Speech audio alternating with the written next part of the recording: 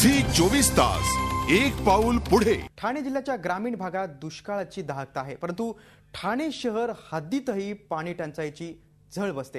येऊर भागातील हा एक रिपोर्ट। हे आहे ठाण्याच्या येऊर भागातील रवनाचा पाडा हे गाव। ठाणे महानगरपालिकेच्या हद्दीत असूनही या गावाला पाणी मिळत नाही। गावात जवळपास 125 ते 150 लोकांची वस्ती आहे।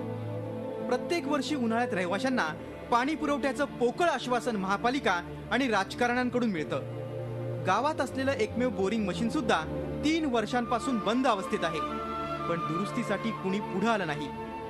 पाण्यासाठी नागरिकांना 1 ते 2 किलोमीटरची पायपीट करावी लागते।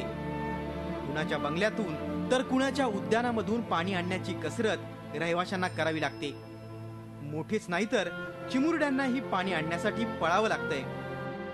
पाणी नसतंय, ढोरांना नाही, आम्हाला प्यायला नाही। आम्ही जातो, आम्हाला पाणी पाहिजे प्यायला। मग देतात 1-2 हांडे, नाही तर अर्धे लोक देत नाही। वाड्यांमध्ये पाणी पोहोचलेलं आहे, फक्त आमच्या इथे रोणाच्या पाड्यामध्ये फक्त पाणी त्यांनी अजून इथे येऊन लक्ष नाही दिलेलं आहे। प्रत्येक मे महिन्यात विचारते। हां, प्रत्येक मे मध्ये असंच करावं लागतं आम्हाला। आजूबाजूच्या गार्डनमध्ये जाऊन जो गार्डनचा मालक असेल त्याला रिक्वेस्ट करून पाणी मागावं लागतं। सर्वत्र दुष्काळ निवारण्यासाठी गांभीर्यानं पावलं उचलली जात असताना ठाणे महापालिका मात्र या विषयावर गंभीर नसल्याचं चित्र आहे। अधिकारी वर्ग आश्वासनापलीकडे काहीही हालचाल करत नाही। ती कारवाई आता येत्या 7 ते 8 दिवसात रवनाचा पाडा इथे पाण्याची टाकी बसून येईल। तिथे नळाची जोडणी केलेली आहे। पाण्याची टाकी बसून तिथल्या लोकांना पाणी मिळेल। 80 वर्षांहून जुनं गाव असूनही इथं अद्याप ठोस पाण्याची व्यवस्था का झाली नाही, हाच मोठा प्रश्न आहे।